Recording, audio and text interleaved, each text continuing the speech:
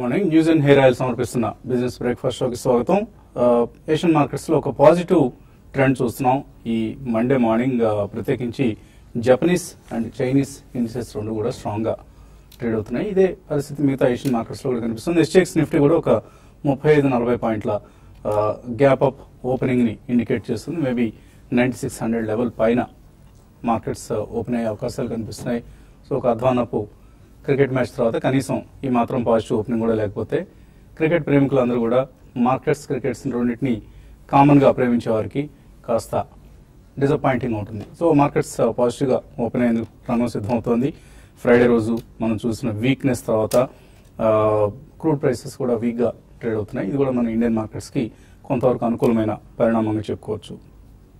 So మన market సంబంధించి ఇటు గ్లోబల్ క్యూస్ తో పాటు జిఎస్టీ అండ్ ఎన్పిఏ రెజల్యూషన్ ఈ రెండు కూడా మనకు చాలా అంటే నియర్ టర్మ్ మార్కెట్స్ బాగా ప్రభావితం చేయగలిగిన అంశాల్లో ఈ రెండు కనిపిస్తున్నాయి. GST implementation and NPA resolution. ఎందుకంటే జిఎస్టీ ఇంప్లిమెంటేషన్ లో చాలా ఇనీషియల్ హర్డిల్స్, ఇనీషియల్ హికప్స్ ఉంటాయన్నది అందరూ ఎక్స్పెక్ట్ చేస్తున్న అంశం ఇది. ఎందుకంటే ఇప్పటికే మనం చూస్తున్నాం. సో రకరకాలుగా ప్రతిరోజు జూలై 1 నుంచి ఇంప్లిమెంట్ చేయడం ఖాయం అంటూ మామూలుగా మనకు స్టేట్మెంట్స్ ప్రభుత్వం నుంచి చూస్తున్నాం. దాంతోపాటు డెడ్ లైన్స్ ఏవైతే ఉన్నాయో అంటే జూలై 1 నుంచి రోల్అవుట్ చేసినప్పుడు కూడా ఇంప్లిమెంటేషన్ లో కొన్ని వెసులుబాట్లు కల్పించడం, అలాగే కొంచెం హోటల్స్ లాంటి వాటికి సంబంధించి రేట్స్ ను కొంచెం మళ్ళీ మార్పులు చేర్పులు చేయటం, ఇటువంటి రిలీఫ్ ఇచ్చే ప్రయత్నం చేయటం, ఇటువంటి మనకు ఎప్పటికప్పుడు మనం ప్రతిరోజు గమనిస్తున్నాం. కాబట్టి నియర్ టర్మ్ లో కొంత అన్సర్టెంటీ ఉంది. ఎందుకంటే లాంగర్ పీరియడ్ పాటు ఒకవేళ జిఎస్టీ కారణంగా డిమాండ్ అనేది తగ్గితే మాత్రం అది ఆయా కంపెనీల పెర్ఫార్మెన్స్ మీద, ఓవరాల్ ఎకానమీ మీద నెగిటివ్ గా ఇంపాక్ట్ ఉండే అవకాశం ఉంది. ఇప్పటికే మనం చూస్తున్నాం కొన్ని కంపెనీస్ లైక్ ఆటోమొబైల్స్ కావచ్చు, ఇతర ఎలక్ట్రానిక్స్ కంపెనీస్ కావచ్చు డిస్కౌంట్స్ ఇస్తున్నాయి. సో సేల్స్ ని ముందే క్లియరెన్స్ సేల్ లాగా పెట్టడం, ఈవెన్ అపరల్స్ లాంటి కంపెనీస్ లో కూడా చూస్తున్నాం. ఇదంతా కూడా జిఎస్టీ ముందు కొంత స్లో డౌన్ వచ్చే అవకాశం ఉంది. ఈవెన్ జిఎస్టీ ఇంప్లిమెంటేషన్ తర్వాత కొంత స్లో డౌన్ వచ్చే అవకాశం ఉంది. ఇది ఆ కంపెనీస్ ఎర్నింగ్స్ మీద నెగిటివ్ గా ఇంపాక్ట్ చూపిస్తుంది. అండ్ ఇది కనుక ఒకవేళ దీర్ఘకాలం కొనసాగితే మళ్ళీ మనం డిమానిటైజేషన్ సమయంలో, ఆఫ్కోర్స్ డిమానిటైజేషన్ అంతా నెగిటివ్ డెవలప్మెంట్ కాదు. ఇది మేబీ ఒక 2-3 మంత్స్ ఆర్ మాక్సిమం ఇంకొక నెలన్నర వ్యవధి కొద్దిగా సర్దుబాటు అనేది జరిగే అవకాశం ఉంది. ఆ తర్వాత మళ్ళీ లాంగర్ పీరియడ్ బెనిఫిట్స్ ఏవైతే మనం జిఎస్టీ నుంచి ఆశిస్తున్నామో అవి ఎకానమీకి అందే అవకాశాలు కూడా ఉన్నాయి. So next 3 to 6 months period కొంత వోలటైల్ పీరియడ్ గా మనం భావించవచ్చు. అలాగే ఎన్పిఏ రెజల్యూషన్, దీనికి కూడా బ్యాంక్రప్టసీ కోడ్ ను వాడటం అనేది ఒక కొత్త ప్రయోగం. సో ఈ కొత్త ప్రయోగం ఎంత మేరకు సఫలీకృతం అవుతుంది, బ్యాంక్స్ బ్యాలెన్స్ షీట్స్ మీద ఇది ఎటువంటి ప్రభావం చూపిస్తుంది, అలాగే డెట్ రిడెన్ కంపెనీస్ పరిస్థితి ఏం కానున్నది, ఇవన్నీ కూడా క్వశ్చన్ మార్క్స్ ప్రస్తుతానికి మనకు. సో ఈ రెండు అంశాలు మార్కెట్స్ లో ఎప్పటికప్పుడు కంపెనీల ఎర్నింగ్స్ ని, ఎకానమీ మీద, స్టాక్ మార్కెట్స్ మీద ప్రభావం చూపించే అవకాశం ఉంది. కాబట్టి కొంత కేర్ఫుల్ గా, అప్రమత్తంగా ఉండాల్సిన అంశాలు ఇవి. బట్ టెక్నికల్ గా చూస్తే ఇప్పుడు దాకా ఈ కరెక్షన్ కన్సాలిడేషన్ ఏదైతే మనం లాస్ట్ 7-8 days గా చూస్తున్నామో అది ఇప్పుడు దాకా ఇంకా 20-day మూవింగ్ యావరేజ్ కింద మనం బ్రేక్ అవడం అనేది మనం చూడలేదు మార్కెట్స్ సంబంధించి. పైగా కొన్ని సెక్టర్స్ ఇంకా మనకు లాస్ట్ 1 week లో లైక్ ఫార్మా ఫర్ ఇన్స్టెన్స్ 5.5% మనకు పెరిగి కనిపిస్తోంది లాస్ట్ జూన్ లో మనం చూస్తే. సో జూన్ లో మనకు ఫారిన్ ఇన్స్టిట్యూషనల్ ఇన్వెస్టర్స్ సెల్లింగ్ వచ్చింది. But at the same time DIIs నుంచి బయింగ్ సపోర్ట్ కూడా మనకు వస్తుంది. సో డిఐఎస్ ఏం కొంటున్నారు అంటే కొన్ని స్టాక్ స్పెసిఫిక్ గా వాళ్ళ యాక్షన్ మనకు కనిపిస్తుంది. సో ఇండెక్స్ పరంగా మనం పెద్దగా మేబీ ఒక 130-140 పాయింట్ల ఫాల్ చూసాం. బట్ సెలెక్ట్ స్టాక్స్ లో మాత్రం గెయిన్స్, చాలా ఎక్స్ట్రాడినరీ గెయిన్స్ కూడా చూసాం మనం. ఫర్ ఇన్స్టెన్స్ లాస్ట్ వీక్ లో మనం చూస్తే జూన్ లో బిఈఎంఎల్ లాంటి స్టాక్స్, ఇండియా సిమెంట్స్ లాంటి స్టాక్స్ లో మనం ఒక స్ట్రాంగ్ ట్రెండ్ చూసాం. అలాగే చిన్న చిన్న companies like Igarashi Motors, Nitin Fire, Karur Vysya Bank, ఇలా కొన్ని సెలెక్ట్ సిటీ యూనియన్ బ్యాంక్, ఇటువంటి స్టాక్స్ లో కూడా మనం కొంత స్ట్రెంగ్త్ అనేది మనకు ఇప్పుడు దాకా మనం గమనించాం. సో ఓవరాల్ గా ఇదే ట్రెండ్ కొనసాగే అవకాశం ఉంది. నిఫ్టీ పరంగా పెద్ద మూవ్స్ మనం చూడకపోయినా కూడా ఆఫ్కోర్స్ ఇవాళ పాజిటివ్ గా ఉండబోతుంది. బట్ ఇదే పాజిటివ్ స్ట్రెంగ్త్ కొనసాగుతుందా లేదా అన్నది చూడాలి. రికవరీ ఏమైనా ఉంటుందా లేదా అన్నది కూడా చూడాలి. సో ఇక మార్కెట్స్ పరిస్థితి గురించి అనలిస్ట్ ఏమంటున్నారు అడిగి తెలుసుకుందాం. సో మాన్సూన్ ఒకటే పాజిటివ్ గా ఉంది ఇప్పుడు దాకా మార్కెట్స్ సంబంధించి, మిగతా అంశాల్లో కొంత మనకు నెగిటివ్నెస్ కనిపిస్తుంది. సో దీన్ని మార్కెట్స్ ఎలా తీసుకుంటున్నాయి? Yeah basically I think monsoon will be big driver అండి. కానీ మీరు అన్నట్టు జిఎస్టీ ఇంప్లిమెంటేషన్ దాని సాధక బాధకాలు ఉంటాయి కాబట్టి though it's not a negative, but time bound implementation సునాయాసంగా జరిగితే మాత్రం it may take a quarter are 2 quarters అండి. బట్ కొద్దిగా వెసులుబాటు అనేది స్మాల్ పీపుల్ కి అందరికి రిజిస్ట్రేషన్ కూడా కల్పించారు. సో August 1st అనేది జిఎస్టీ రిజిస్ట్రేషన్ అనేది. సో ఇవన్నీ కూడా మనకి ఓన్లీ సాధక బాధకాలు in terms of implementation and procedural aspects. But June quarter results March కంటే కూడా మెరుగ్గానే ఉంటుందని చెప్పి విశ్లేషకులు చాలా మంది అంటున్నారు. కాబట్టి probably that may coincide with the negative news of GST implementation. So I think even Stevens ఉంటుందని కొద్దిగా మార్కెట్ అయితే రియాక్ట్ అవ్వాలి. ఈవెన్ లాస్ట్ 5-6 days నుంచి కూడా మన మార్కెట్ పెరగలేదు కానీ పెద్దగా మనకి పడ్డం కూడా మనం చూడలేదు. కాబట్టి రెసిలియన్స్ అనేది ఏదో ఒక చోట మనకి మార్కెట్ లో కనిపిస్తూనే ఉంది. గోయింగ్ ఫార్వర్డ్ మనకి ఈవెన్ సెబీ వాళ్ళు ఫారిన్ ఇండివిజువల్ ఇన్వెస్టర్స్ కూడా కొద్దిగా సడలిస్తారని చెప్పే వార్తలు వస్తున్నాయి. కాబట్టి ఐ థింక్ ఈవెన్ స్టీవెన్స్ ఉండే అవకాశం ఎక్కువ ఉంది. Probably about 150 to 200 points Nifty మీద రియాక్షన్ వచ్చినా కానీ ఇట్స్ ఆల్వేస్ గుడ్ అండి. సో కొన్ని సెక్టర్స్ సర్టన్ మనకి broking houses which are completely diversified and undergarments companies ఇలా కొద్దిగా చిన్న చిన్న సెలెక్టివ్ థీమ్స్ అన్ని కూడా చాలా స్ట్రాంగ్ గా ఉన్నాయండి. ఐ థింక్ గోయింగ్ ఫార్వర్డ్ అటువంటి ఎక్కడ చిన్న చిన్న డిక్లైన్స్ వచ్చినా కానీ కొనుక్కోవడం అనేది మేల్ అని చెప్పచ్చు. బట్ ఓవరాల్ మనకి మాన్సూన్ సీజన్ అయిన తర్వాత definitely will come back very strongly into housing, real estate, infrastructure ఇవన్నీ కూడా వస్తాయి.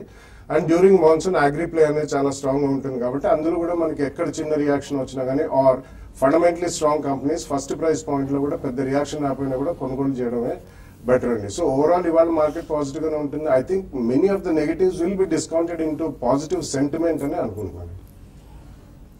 సో మనం 9560, 9660 ఈ లెవెల్లో నిఫ్టీ గత కొంతకాలంగా కొనసాగుతూ ఉండడం చూస్తున్నాం. సో ఇక్కడ నుంచి ఏదైనా అప్ సైడ్ ఆ డౌన్ సైడ్ బ్రేక్అవుట్స్ ఏమైనా ఎక్స్పెక్ట్ చేయొచ్చా?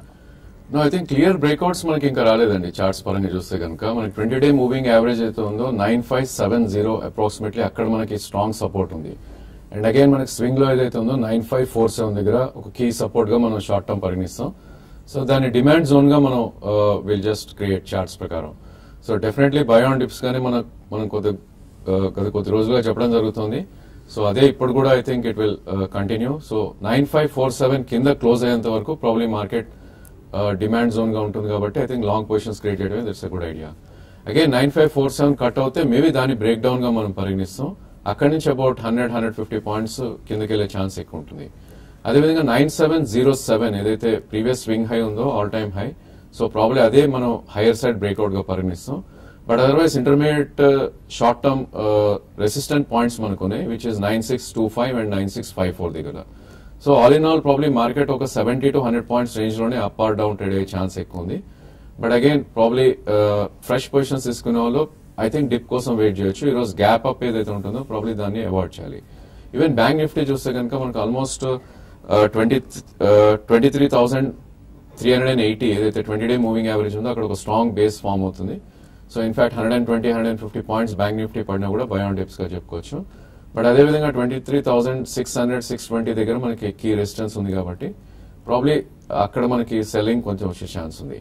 బట్ అగైన్ ఇండివిజువల్ స్టాక్స్ కొన్ని బ్రేక్అవుట్ రావడం చేసినా, ఎస్పెషల్లీ టెక్స్టైల్ స్పేస్ లో F&A లో ఉన్న దాంట్లో సెంచురీ ఐ థింక్ ప్రాబ్లీ ఇక్కడ నుంచి ఒక 5 to 7% అప్ వెళ్ళే ఛాన్స్ ఉంది. 2 price points లో with some stop loss I think one can accumulate అని చెప్పొచ్చు. ఓకే అండి. సో మనం మార్కెట్స్ లో వాల్యూ బై గురించి చాలా మెయిల్స్ వస్తున్నాయి. సో ఎస్పెషల్లీ ప్రీవైటీ ప్రాఫిట్ ట్రేడ్ సబ్స్క్రైబర్స్ ఎవరైతే ఉన్నారో వీళ్ళందరూ కూడా మాకు మెయిల్ పంపించండి అని. సో కొంచెం మనం మార్కెట్ అవర్స్ ఎండ్ అయ్యే టైంకి దాన్ని ఐడెంటిఫై చేయడం జరుగుతుందండి. ఏది వాల్యూ బై మనం రికమెండ్ చేస్తున్నాం అన్న అంశాన్ని అది ప్రీవైటీ సబ్స్క్రైబర్స్కి SMS రూపంలో పంపిస్తున్నాం. దాని మెయిల్ రూపంలో మేబీ నెక్స్ట్ డే మనం TV5లో ఏ రోజైతే రికమెండేషన్ ఇస్తున్నామో ఆ రోజు మీకు మెయిల్ కూడా పంపించే ప్రయత్నం చేస్తాం. ప్రాఫిట్ ట్రేడ్ సబ్స్క్రైబర్స్ అందరికీ కూడా ఈ అంశాన్ని దయచేసి గమనించండి. అలాగే సాటర్డే మన వీకెండ్ బిజినెస్ ప్రోగ్రాంలో కూడా వాల్యూ బై రికమెండేషన్స్ని మళ్ళీ రిపీట్ చేయడాన్ని చాలా మంది అప్రిషియేట్ చేస్తున్నారు. దానికి సంబంధించి మెయిల్స్ మనం గమనిస్తున్నాం. అండ్ ఇవాల్టి వాల్యూ బై ఏంటి చాలా exciting story. Really it's a worth buying stock. So ఎటువంటి స్టాక్ మనం రికమెండ్ చేయబోతున్నాం వాల్యూ బైగా. ఇవాల్టి మండే రికమెండేషన్ ఏంటి? బ్రేక్ తర్వాత చూద్దాం. బ్రేక్ తర్వాత ఇన్వెస్టర్ల సందేహాలకు సమాధానాలు కూడా ఉంటాయి. Keep watching TV5.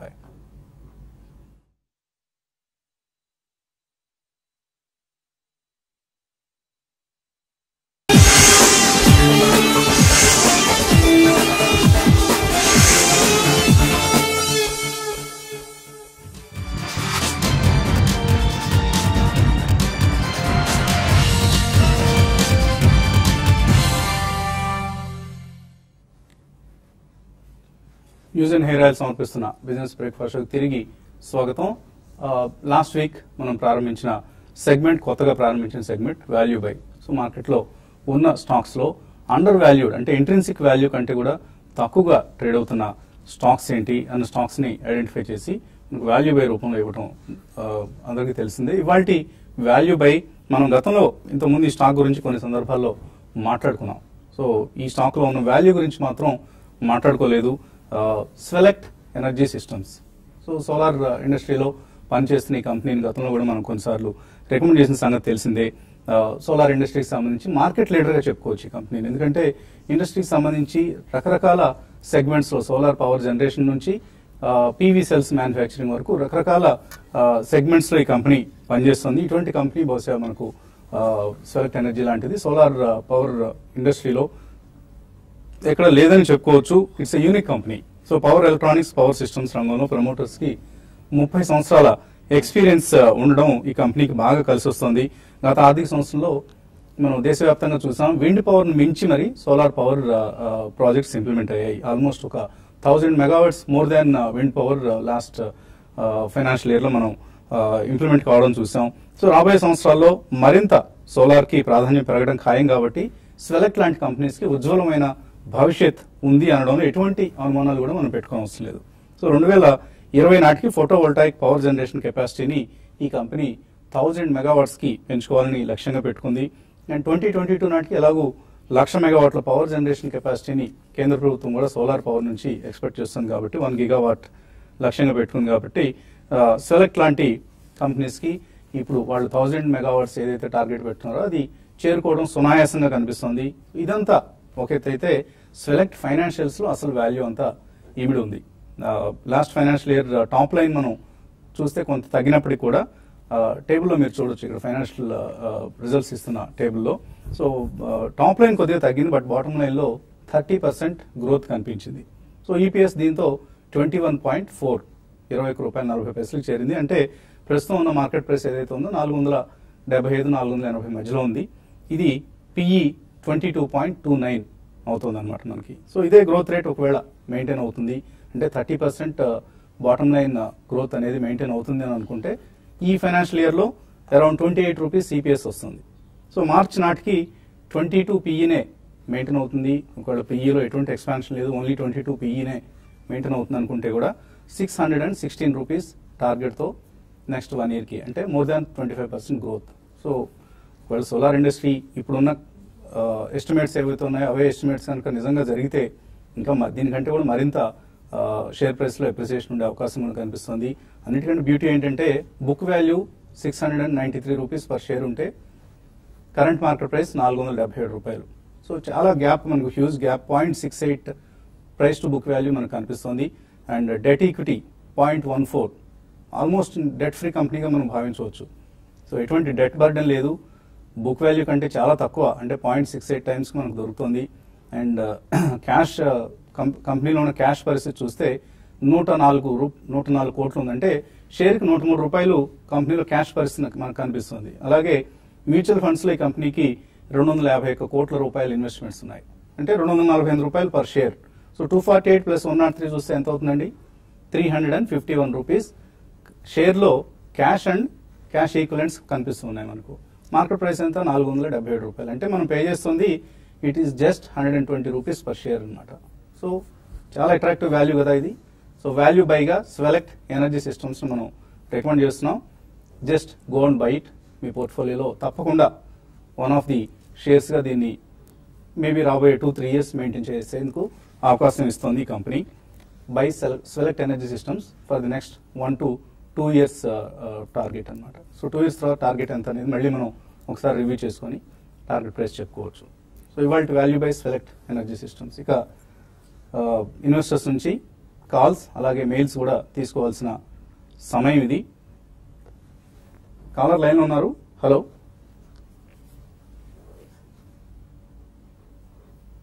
ఓకే అండి. సో కాల్స్ తీసుకున్నాక సో బాల గారు, సోలార్ మన గతంలో కూడా మీరు కూడా రికమెండ్ చేస్తారు స్వెలెక్ట్ ఎనర్జీ సిస్టమ్స్. సో ఇప్పుడు మనం ఎంత వాల్యూ ఉంది ఈ షేర్ లో, ఈ స్టాక్ లో అనేది మనం డిస్కస్ చేయడం జరిగింది. మీరు ఎటువంటి ప్రెడిక్షన్స్ ఇస్తారు ఈ స్టాక్స్? అంటే it's a complete value by అండి. అంటే across the total portfolio of solar energy, adi production kanindi, photovoltaic cells, manufacturing, and they also are getting into solar farms. So by themselves, they are also going to, generate electricity and also manufacturers of equipment for solar photovoltaic cells.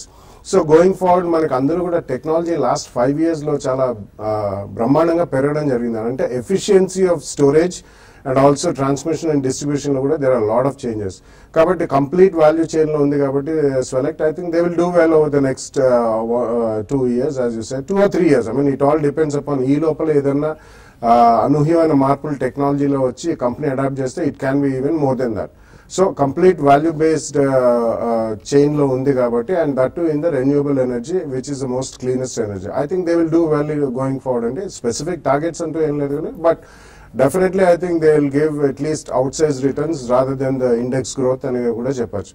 But ఒకటి మీరు అన్నట్టు I always recommend people to buy it in 1 or 2 price points. అది మీరు కూడా చెప్తూనే ఉన్నారు, ఒకటేసారి కాకుండా. ఎందుకంటే there can always be a rush. ఎప్పుడైనా మనం ఒకసారి ఏదైనా రికమెండ్ చేసినప్పుడు there can be initial rush from మన ప్రేక్షకుల దగ్గర నుంచి రావచ్చు. సో అలా కొద్దిగా జాగ్రత్తగా ఆచితూచి ఏదైనా వాల్యూ పిక్స్ ఇచ్చినప్పుడు డు నాట్ రష్ ఇన్. ఏదైనా గ్యాప్ అప్ ఓపెనింగ్ లాంటిది అయినప్పుడు let the stock cool down.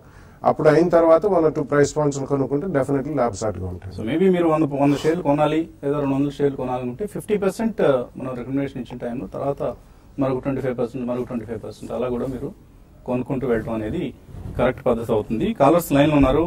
మొదటి కాలర్ రాజేశ్వరి హైదరాబాద్ నుంచి. హలో హలో అడగండి రాజేశ్వరి. హలో హలో అడగండి, మాకు వినిపిస్తుంది, మీరు హలో హలో అంటున్నారు. ఓకే చెప్పండి. ఏమండి హలో. ఓకే, సో ఆవిడ ఎవరు? ఓకే, నంద్యాల నుంచి కాలర్ లైన్లో ఉన్నారు. Hello hello sir. అడగండి, ప్రశ్న అడగండి సార్. నమస్తే సార్. నమస్తే సార్. నమస్తే సార్. నా దగ్గర ఒక 2 lakhs దగ్గర ఇన్వెస్ట్ అమౌంట్ సార్ ప్రస్తుతం. దాన్ని ఫార్మా ఫండ్లలో ఏమన్నా ఇన్వెస్ట్ చేస్తే ఏమన్నా యూస్ఫుల్ గా ఉంటుందా లేదని కొంత కనుక్కుందామని ఫోన్ చేస్తున్నాను సార్. ఫార్మా ఫండ్స్ అంటే ఏదైనా స్పెసిఫిక్ ఫండ్ మీరు సెలెక్ట్ చేస్తున్నారు? ఎస్బీఐ ఫార్మా కానీ లేకపోతే రిలయన్స్ ఫార్మా ఫండ్ కానీ సార్. సో ఇక్కడ లంసమ్ గా ఒక ఫార్మా ఫండ్ లో ఇన్వెస్ట్ చేయొచ్చు ఇక్కడ?